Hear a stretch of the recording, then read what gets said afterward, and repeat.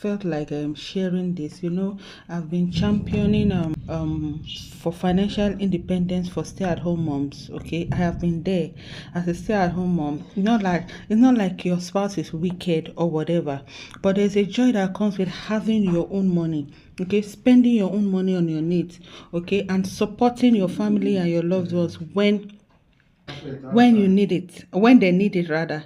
So I have seen lots of people have come into my DM to say, Richard's wife, we need you. I need you to guide me on this. I want to be like here. I want to be like fine. And then when I go through the should I call it discovery call, or I don't know what term to give it, I find out that these women are really very talented, but for whatever reason they feel they are not qualified to be on the net teaching people, sharing knowledge and the like. There was one in particular that reached out to me. She wanted to learn social media management, and I said okay, I had to do one or two discussions with her, asked her some questions, and then I realized that she has been a social media manager and she was doing well from her assessment.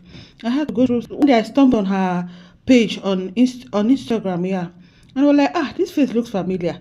And then when I went through her page, she was an incredible social media manager. But I don't know, for whatever reason, she felt like she was not very ready. She wants to take on more training. She wants to, that thought of feeling not feeling ready. I call it imposter syndrome, or should I say self-sabotage.